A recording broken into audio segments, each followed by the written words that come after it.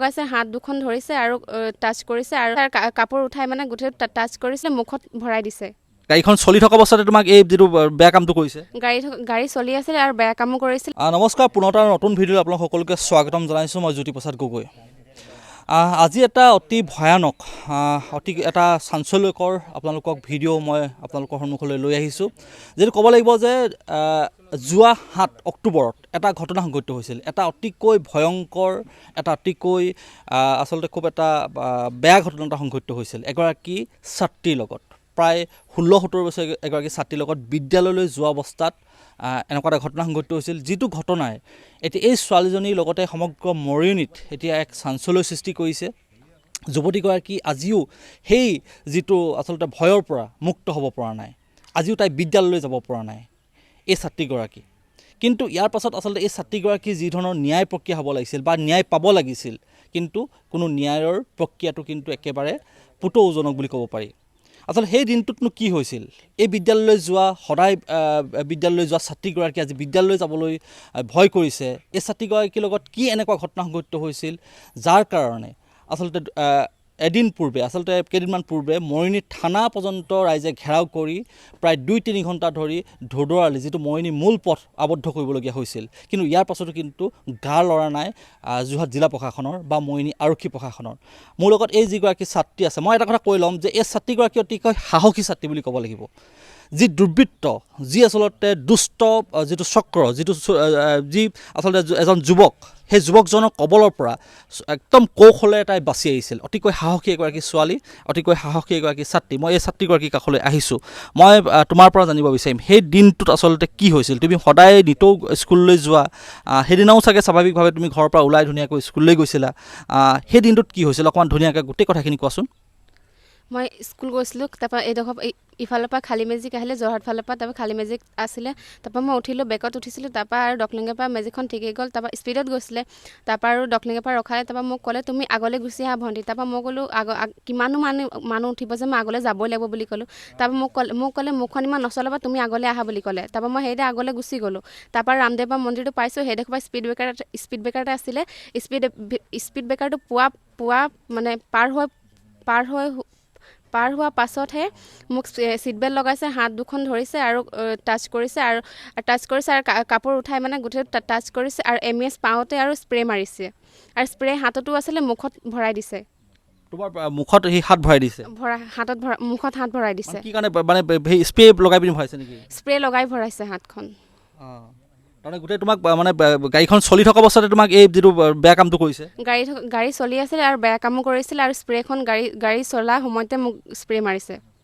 আৰু কিবা মুখেৰে কৈছে নেকি, বা কথা কৈছে নেকি তোমাক? কিবা কথা কৈছিলে নেকি? একো কোৱা নাছিলে। মই কৈছোঁ কি মাৰিছা বুলি ক'লোঁ। মোক ক'লে পাৰফিউম হয় বুলি কৈছিলে। তুমি বাধা দিবলৈ চেষ্টা কৰিছিলা? কৰিছিলোঁ, তুমি এইবোৰ একো নামাৰিবা বুলি কৈছিলে। তাৰপৰা মোক ক'লে পাৰফিউম হয়, একো নহয় বুলি কৈছিলে। তাৰপিছত ল'ৰাজনৰ কেনেকুৱা, মানে চাল চলন বা যিবিলাক আদব কায়দাবিলাক কেনেকুৱা দেখিছিলা তুমি? মানে কি অনুভৱ কৰিছিলা তুমি? নিজকে তেতিয়া আনচিকিউৰ্ড বা মানে অসুৰক্ষিত অনুভৱ কৰিছিলা নে যেতিয়া তাৰ লগত উঠিছিলা? তেতিয়া কি দেখিছিলা গোটেই গাড়ীখনৰ পৰিৱেশটো কোৱাচোন। গাড়ীখন ভিতৰত মূৰ্তি এটা আছিলে, গণেশৰ মূৰ্তি আছিলে, গল্ডেন কালাৰ, আৰু ড্ৰাগছৰ পেকেট আছিলে, চিগাৰেটৰ পেকেট আছিলে, লাইটাৰ আছিল, আৰু ৰেড কালাৰ টাৱেল এটা আছিলে, পানী বটল আছিলে। আৰু ল'ৰাজন কেনেকুৱা আছিলে দেখিবলৈ? ল'ৰাজন চাবলৈ ক্ষীণ আছিলে, বগাকৈ আছিলে, আৰু ডিঙিত টেটু আছিলে, মম ডেড। আৰু তুমিতো স্কুললৈ গৈ থাকা, এই গাড়ীখন কেতিয়াবা দেখিছানে, বা যিজন চালক সেইজনক পূৰ্বতে তুমি দেখিছানে কেতিয়াবা? আগতে ড্ৰাইভাৰজনক দেখা নাই, আৰু মেজিকখনো এনেকুৱা মেজিকত আগতো উঠা নাছিলোঁ। কেনেকুৱা কালাৰ আছিলে? ব্লু কালাৰ আছিলে। Blue colour. আৰু গাড়ীখন ক'ৰ পৰা ক'লৈ কিবা তাত লিখা আছিলে গাড়ীখনত? গাড়ীখনত যোৰহাট টু মৰিয়নি লিখা আছিলে। মৰিয়নি লিখা আছিলে।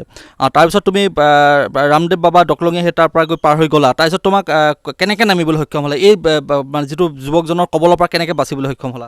ছিট বেল্ট লগাই দিছে, ছিট বেল্টটো মই খুলিব নাজানো, ছিট বেল্টটো ছিঙি দিলোঁ। তাৰপৰা সেইডোখৰতে হাতত কামুৰিলোঁ, হাতত কামুৰিহে মই পলাইছোঁ সেইডোখৰ পৰা। ছিট বেল্টটো বহুত টান হয়, কেনেকৈ হেৰি কৰিলা? বহুত চাগে কষ্ট হৈছিলে? সেইটো কষ্ট হৈছিলে। ছিট বেল্টটো টানিলোঁ আৰু এনেকুৱা।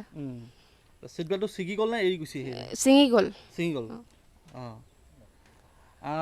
আৰু তুমি তাৰপিছত নামি যোৱাৰ পিছত তুমি কি কৰিলা? যেতিয়া তাৰ গাড়ীৰ পৰা নামিলা আচলতে, তাৰপিছত কেনেকৈ তুমি ক'ত গ'লাগৈ? তাৰপিছত নামি মই ওচৰত টমটম আছিলে, টমটমত স্কুললৈ গুচি গ'লোঁ। তাৰপৰা ক্লাছ চলি আছিলে, ক্লাছৰ মাজত মই কথা একো নক'লোঁ। তাৰপৰা ছেকেণ্ড ক্লাছৰ পৰা মই মেমৰ ওচৰত গ'লোঁ আৰু মেমক কথাবিলাক ক'লোঁ। তাৰপিছত তুমি বেহুচ হৈ গৈছিলা স্কুলত? অঁ বেহুচ হৈ গৈছিলোঁ। মানে সেই যে স্প্ৰেটো মাৰিছিলে সেই স্প্ৰেটোৰ কাৰণে হৈছিলে নেকি তোমাৰ সেই বেহুচ? স্প্ৰেটোৰ কাৰণে হৈছিলে আৰু মুখত মানে মুখখন অকণ কিবা মানে মেডিচিন খোৱা টাইপ লাগিছিলে। মানে তোমাৰ মুখত সোমাই গৈছিলে সেইবিলাক? মুখত সোমাই গৈছিলে। এতিয়া তুমি তোমাৰ লগত ইমান এটা ভয়াৱহ ঘটনা হ'ল, এতিয়া তুমি বিদ্যালয়লৈ চাগে যাব পৰা নাই, মানসিকভাৱে প্ৰস্তুত হৈ উঠা নাই তুমি চাগে? স্কুললৈ যাব পৰা নাই। আকৌ মোক ড্ৰাইভাৰজনে কৈছে আকৌ তোমাক পাছত লগ পাম বুলি কৈছে, সেইকাৰণে ন্যায় লাগে। মানে দেখিলে এনেকুৱা লাগে যে সি মানে তুমি কৈছা যে সেইটো ড্ৰাগছ আছিলে, তুমি ড্ৰাগছ গম পাইছা যে এইটো ড্ৰাগছ হয় বুলি বা এইটো বেয়া বস্তু যে হয় তুমি গম পাইছিলা দেখি? গম পাইছিলোঁ। পেকেটটো হোৱাইট কালাৰ আছিলে আৰু পাউডাৰ টাইপ আছিলে।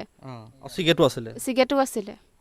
নিশ্চয়কৈ আচলতে মই কৈছোঁ যে এগৰাকী বিদ্যালয়ৰ ছাত্ৰী, নৱম মানৰ ছাত্ৰী, কিন্তু তাই নিজে মানসিকভাৱে খুব আচলতে ভাৰাক্ৰান্ত হৈ আছে আৰু তাৰ কাৰণে আমি আচলতে বহুত প্ৰশ্ন আমি কৰিবলৈ বিচাৰোঁ যদিও আচলতে কিছুমান কথা আমি সুধিব নোৱাৰোঁ, বহুতখিনি বাধা আছে, কিন্তু তাৰ মাজতো বহুতখিনি কথা তাক কৈছে, বিস্ফোৰক কথা কিছুমান কৈছে যে এজন চালক, এখন বিশেষ মেজিকখনৰ চালক কেনেকুৱা ভয়ংকৰ ঘটনা সংঘটিত কৰিছিলে। কৈছে যে তাত গাড়ীখনত ড্ৰাগছ আছিলে কৈছে আৰু চিগাৰেট আছিলে বুলি কৈছে। এজন নিচাসক্ত যুৱক হ'ব পাৰে, নিচা সেৱন কৰি আচলতে এনেধৰণৰ কাৰ্য কৰিছে নেকি, এইটো মুহূৰ্তত এটা ডাঙৰ প্ৰশ্ন।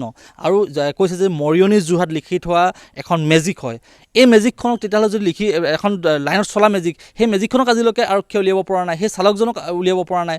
যদি নিতৌ চলা হয় বা সেই মেজিকখন চিনাক্ত কৰিলেই আচলতে সেইখনৰ চালকজন নিয়মিতভাৱে চলা চালক নে কি, গোটেই কথাখিনি পোহৰলৈ আহিব। আচলতে যি ধৰণে তৎপৰতাই আচলতে গোটেই তদন্ত হ'ব লাগিছিলে, নোহোৱাৰ অভিযোগ উত্থাপন হৈছে। মই আৰু এটা কথা তোমাক সুধিব বিচাৰিছোঁ, তোমাৰ ষ্টেটমেণ্ট আৰক্ষীয়ে ঘটনা সংঘটিত হোৱাৰ কিমান দিনৰ পিছত গ্ৰহণ কৰিছে? মই ষ্টেটমেণ্টটো 3-4 দিনৰ পাছত কাইলৈ লৈছে ষ্টেটমেণ্ট। কাইলৈ লৈছে। তুমি গোটেই কথাখিনি কৈছা? গোটেই কথাখিনিয়ে কৈছোঁ। আৰক্ষী তোমাৰ ঘৰলৈ আহি লৈছে নে তুমি থানাত গৈ দিছাগে? থানাত গৈ দিছোঁ। থানাত গৈ দিছাগে? কি কৈছে আৰক্ষীয়ে, কি কৈছে তোমাক? আৰক্ষীয়ে কৈছে তোমাক ফোন কৰি জনাই থাকিম আৰু ফটো দি থাকিম হোৱাটছএপত বুলি কৈছে। তোমাক এতিয়া চিনাক্ত কৰিবলৈ দিছে নেকি, যিবিলাক ল'ৰা এনেকৈ ধৰি কিছুমান ল'ৰা সন্দেহ কৰি দিছে নেকি, দেখাইছে নেকি তোমাক? নাই, দেখুওৱা নাই। ফটো দিছিলে। ফটো দিছে, সেইবিলাক নহয়? সেইবিলাক নহয়। মেজিকখনৰ কালাৰটো কি বুলি ক'লা? মেজিকখন কালাৰ ব্লু আছিলে। Blue colour. নাম্বাৰটো কেনেবাকৈ মনত ৰাখিবলৈ চেষ্টা কৰিছিলা নেকি? না, নাম্বাৰখন নাচালোঁ। নাম্বাৰ নাচালা? নিশ্চয়কৈ আচলতে মই কৈছোঁ, পুনৰবাৰ কৈছোঁ যে অতি ভয়াৱহ, অতি ভয়ংকৰ এটা ঘটনা সংঘটিত হৈছিলে, কিন্তু আৰক্ষীয়ে বৰ্তমানলৈকে সেই মেজিকখন উলিয়াব পৰা নাই আৰু চালকজনকতো ধৰিব পৰাই নাই। এই ঘটনাটোৱে এতিয়া তীব্ৰ প্ৰতিক্ৰিয়া সৃষ্টি হৈছে, তীব্ৰ চাঞ্চল্য সৃষ্টি কৰিছে। এগৰাকী যুৱতীক, আচলতে এগৰাকী ছাত্ৰীক ন্যায় প্ৰদান কৰাৰ ক্ষেত্ৰত আৰক্ষীৰ ভূমিকাক লৈ এতিয়া প্ৰশ্ন উত্থাপন হৈছে, প্ৰতিবাদ কৰিবলগীয়া হৈছিলে। আজি যে দুদিন পূৰ্বে মৰিয়নি আৰক্ষী থানাক ঘেৰাও কৰি ৰাস্তা বন্ধ কৰি বৃহৎ প্ৰতিবাদ কৰিবলগীয়া হৈছিল। ইয়াৰ পাছতহে আৰক্ষী গা লৈছিল, ছাত্ৰীগৰাকীক মাতি নি আচলতে ষ্টেটমেণ্ট লৈছিল। আৰু আটাইতকৈ গুৰুত্বপূৰ্ণ কথা, CCTV কেমেৰাৰ কথা আহিছে। CCTV কেমেৰা কিন্তু মৰিয়নি নগৰত 5-6টা CCTV কেমেৰা বিভিন্ন স্থানত আছে, সেই CCTV কেইটা কিন্তু কাম নাইকিয়া। আচলতে আছে গৰু নেবাই হাল, থকাতকৈ নথকা ভাল ধৰণৰ এটা কাৰ্য হৈ আছে মৰিয়নি নগৰত। আৰু মই পৰশুৰাম আছে, আচলতে কি ক'বা এই গোটেই ঘটনাটোৰ ন্যায় প্ৰদানৰ ক্ষেত্ৰত কিন্তু আৰক্ষীৰ পুতৌজনক ভূমিকা। আচলতে আমি ক'ব লাগিব যে খুব এটা দুখ লগা অৱস্থা, আৰক্ষী কোনো ধৰণৰ তৎপৰতা নাই এই ঘটনাটোক লৈ। কি প্ৰতিক্ৰিয়া তোমালোকৰ? আমিতো এইটো দুখ অনুভৱ কৰিছোঁ, কাৰণ এই অসম বিজেপি চৰকাৰখনে বেটী বাচাও বেটী পঢ়াও বুলি এটা শ্লোগান দিছিলে, কিন্তু ক'ৰবাৰ এই বিজেপি চৰকাৰখনে বিফল হৈছে। কাৰণ কিছুদিন আগতে আমি দেখি পালোঁ তিনিচুকীয়াত আমাৰে আদিবাসী ছোৱালী এজনীক ৰেপ কৰি পেলাই থৈ গৈছিলে। তাৰে নমুনা বহুত আছে, কিন্তু প্ৰায় দেখিছোঁ আমাৰ আদিবাসী ছোৱালী বিলাকৰ ওপৰত কিন্তু এনেধৰণৰ নিৰ্যাতন, ৰেপ এইবিলাক মানে চলি আছে। কিন্তু চৰকাৰখনেই হওক বা গৃহ বিভাগেই হওক বা পুলিচ প্ৰশাসনেই হওক বা এইটো ক্ষেত্ৰত কিন্তু কোনো ধৰণৰ গুৰুত্ব দিয়া নাই, ক'তবা বিফল হৈছে। আৰু যোৱা 7 তাৰিখ আমাৰ এই মুৰমূৰীয়া চাহ বাগিচাৰ ভণ্টি এজনীৰ লগত তেনেধৰণৰ ঘটনা এটা ঘটি গ'ল। তেওঁ মুৰমূৰীয়াত মেজিকত উঠা পাছত তেওঁ কি কৰিলে, মেজিকত লৈ গৈ ডকলংগীয়া পাওঁ অৱস্থাত তেওঁ ক'লে আগপিনে বহিবলৈ ক'লে। আগপিনে বহাই মেলি তেওঁ ৰামদেৱ বাবাৰ ওচৰত স্প্ৰে মাৰিছে, স্প্ৰে মাৰি তাক লৈ গৈছে। কিন্তু তাৰ পিছত দুদিন পিছত আমি আদিবাসী ছাত্ৰ সন্থাই আৰ্টছা ACMS ৰাইজ হৈ আমি প্ৰটেষ্ট কৰিলোঁ, মৰিয়নি থানা ঘেৰাও কৰিলোঁ। তাৰপিছতো কিন্তু মৰিয়নি আৰক্ষী চকীৰ কোনো ধৰণৰ যেনেধৰণৰ মানে তৎপৰতা দেখিব পাব লাগিছে, যেনেধৰণৰ পদক্ষেপ দেখিব পাব লাগিছিলে, তেনেধৰণৰ আমি দেখি পোৱা নাই। কাৰণ ছোৱালীজনীৰ ষ্টেটমেণ্ট যোৱা পৰহি লৈছে, প্ৰতিবাদ কৰাৰ পাছত মানে আমি যদি প্ৰতিবাদ নকৰিলোঁ হয় আমি প্ৰটেষ্ট নকৰিলোঁ হয় কিন্তু আৰক্ষীয়ে এইটো একেবাৰে ঢাক খুৱাই ৰাখি দিলে হয় ছোৱালীজনী এনেকৈ থাকিলে হয় আৰু নেক্সট মানে যিজন কৰিছে ইয়াৰ লগত হ'ল কালি নেক্সট কোনোবাৰ লগত আৰু ছোৱালীজনীয়েতো বহুত সাহসেৰে ওলাই আহিছে যদি কৌশলে যদি নাহিলে হয় হয়তো তাই আজি হয়তো আমি আমাৰ মাজত নাপালোহেঁতেন তেনেকুৱা ধৰণৰ ঘটনা হ'ল নাই ছোৱালীজনী সাহস থকাৰ কাৰণে তেওঁ ওলাইছে আৰু এটা কথা হ'ল তাত যে ৰেলগেটটো বন্ধ আছিলে বন্ধ থকাৰ কাৰণে তেওঁ চাগে এনেকৈ প্লেনিং কৰিছিলে যে ছোৱালীজনীক স্প্ৰেটো যেতিয়া মাৰিছিলে সি চাগে চেঞ্চলেছ হৈ যোৱাৰ পিছত তেওঁক চাগে ৰেলগেটটো বন্ধ নথকা হ'লে তেওঁক চাগে নাগালেণ্ড ফালে লৈ গৈ কিবা এটা কৰিলেহেঁতেন তেনেকৈ আমাৰ অনুভৱ হৈছে আৰু এটা আমাৰ কাৰণে ভাল কথা যে তেওঁ ইমান সাহসেৰে মেজিকৰ পৰা পলাই আহিলে এইটো কাৰণে আমাৰ কাৰণে বহুত মানে এইটো বহুত খুব ভাল কথা আৰু আমি অসমৰ মাননীয় মুখ্যমন্ত্ৰী ডাঙৰীয়াক ইয়াৰ পৰাই আমি সদৌ সমাজবাদী ছাত্ৰ সন্থা যোৰহাট জিলা সমিতিৰ তৰফৰ পৰা বিনম্ৰভাৱে অনুৰোধ জনাইছোঁ যাতে সেই ক্ষেত্ৰত এই ছোৱালীজনীৰ যি নিৰ্যাতন চলাই গুচি গ'ল ড্ৰাইভাৰ মেজিকে সৈতে আজিৰ তাৰিখত যোৰহাট জিলা প্ৰশাসনে তেওঁক কৰায়ত্ব কৰিব পৰা নাই বা মেজিক ধৰিব পৰা নাই আপোনাক মাননীয় মুখ্যমন্ত্ৰীগৰাকীক আমি দৃষ্টিগোচৰ কৰিব বিচাৰিছোঁ যাতে আপুনি অকণ এই কথাটো তদাৰক কৰক আৰু জিলা প্ৰশাসনক আপুনি অকণ প্ৰেছাৰ দিয়ক আৰু অতি শীঘ্ৰে এই দুখীজনক কৰায়ত্ব কৰি তেওঁক জেলৰ হাজোতলৈ প্ৰেৰণ কৰক তাকে আমি দাবী জনাইছোঁ আৰু তাৰ লগে লগে ক'ব বিচাৰোঁ যে মৰিয়নি আৰক্ষী চকীয়ে কিন্তু যেনেধৰণৰ পদক্ষেপ ল'ব লাগিছিলে তেনেধৰণৰ আমি দেখি পোৱা নাই আৰু মৰিয়নি আৰক্ষী চকীৰ যিজন ভাৰপ্ৰাপ্ত আৰক্ষী বিষয়া আছে গুণীন চুতীয়া ডাঙৰীয়া তেওঁক কিন্তু আমি বেছিকৈ দুৰ্বলতা দেখি পাইছোঁ কাৰণ ছোৱালীজনী আজি ঘটনা হোৱা 6 দিন 7 দিন উকলি গৈছে কিন্তু আজি তাৰিখত ছোৱালীজনী ঘৰলৈ এপাক হ'লেও সোধ পোছ কৰিবলৈ অহা নাই তেওঁ যদি ফোন কৰিছে ছোৱালীজনীক কিবা ষ্টেটমেণ্ট কোনোবা ড্ৰাইভাৰ আহিছে কোনোবা মেজিক আনিছে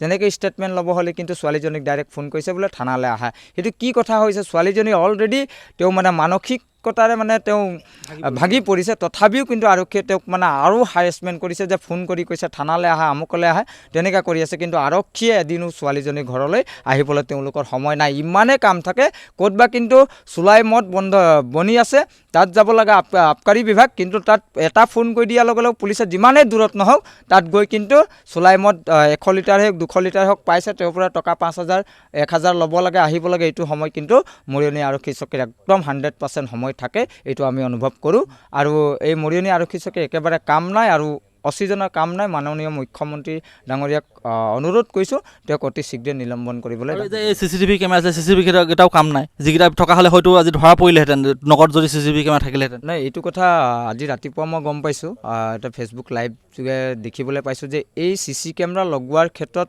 আজি এবছৰ আগত 5 লাখ টকা এটা এককালীন সাহায্য দিছিলে CC কেমেৰা লগাবৰ কাৰণে সেই 1 বছৰত CC কেমেৰা কিন্তু আজি মই ৰাতিপুৱা গৈ দেখিছোঁ এটা CC কেমেৰা তাত নাই এই 5 লাখ টকা কাৰ হাতত গ'ল কেনেকৈ কাৰ পকেটত সোমালে এইবিলাক অকণ তদন্ত কৰাক অতি শীঘ্ৰে তাত CC কেমেৰা লগোৱাৰ ব্যৱস্থা কৰিবৰ বাবে দাবী জনাইছোঁ নিশ্চয়কৈ অতিকৈ গুৰুত্বপূৰ্ণ কথা অপৰাধজনিত ঘটনা কমিবৰ কাৰণে প্ৰায় 2-3 বছৰ আগতে CCTV কেমেৰা সংস্থাপন কৰা হৈছিল মৰিয়নি নগৰৰ বিভিন্ন প্ৰান্তত কিন্তু সেই CCTV কেমেৰা এতিয়া নিষ্ক্ৰিয় বা আছে যদিও দুই এটা আছে যদিও কিন্তু কাম নাইকিয়া ৰেকৰ্ডিং নহয় বা বিকল হৈ আছে এই কথাবিলাকে আচলতে বহুতখিনি দিশ আচলতে উন্মোচন কৰিছে যে তদন্তই হওক বা এই গোটেই প্ৰক্ৰিয়াটো যে কি পৰ্যায়ত আচলতে চলি আছে তাক লৈ এতিয়া ৰাইজৰ সন্দেহ হৈছে ৰাইজৰ খুব বৃদ্ধি পাইছে এই ছাত্ৰীগৰাকীয়ে যদি ন্যায় নাপায় তেতিয়াহ'লে ৰাইজে প্ৰতিবাদ গ্ৰহণ কৰিছিল প্ৰতিবাদী কাৰ্যসূচী গ্ৰহণ কৰিছিল কিন্তু ইয়াতকৈ জংগী প্ৰতিবাদী কাৰ্যসূচী গ্ৰহণ কৰিবলৈ তেওঁলোক বাধ্য হ'ব আচলতে যদি এনেধৰণৰ যদি আৰক্ষীয়ে পুতৌজনক ভূমিকা লৈ থাকে এগৰাকী ছাত্ৰী আজি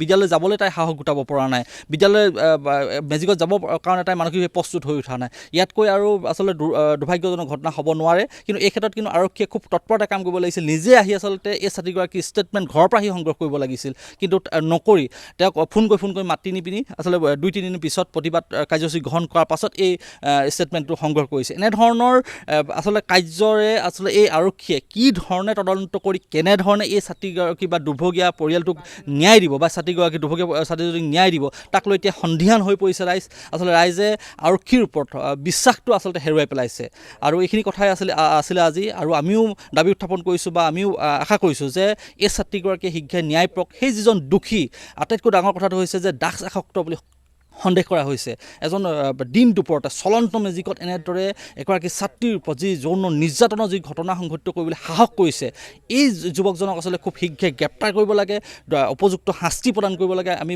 তাকে কামনা কৰিছোঁ দাবী উত্থাপন কৰিছোঁ যাতে যোৰহাট জিলা প্ৰশাসনে এই ক্ষেত্ৰত সক্ৰিয় গ্ৰহণ কৰক মুখ্যমন্ত্ৰীয়ে এই ক্ষেত্ৰত আচলতে খুব এটা দৃঢ় পদক্ষেপ গ্ৰহণ কৰক যাতে এই ছাত্ৰীগৰাকীৰ লগতে অন্যান্য ছাত্ৰীসকলেও যাতে বিদ্যালয় যাবলৈ ক্ষেত্ৰত বা মেজিকত উঠাৰ ক্ষেত্ৰত যাতে শংকাৰ সৃষ্টি নহয় ধন্যবাদ যদি ভিডিঅ'টো আপুনি উপযোগী বুলি ভাবিছে তেতিয়াহ'লে লাইক কৰিব কমেণ্ট কৰিব শ্বেয়াৰ কৰিব লগতে মোৰ চেনেলটো ছাবস্ক্ৰাইব কৰি ৰাখিব ধন্যবাদ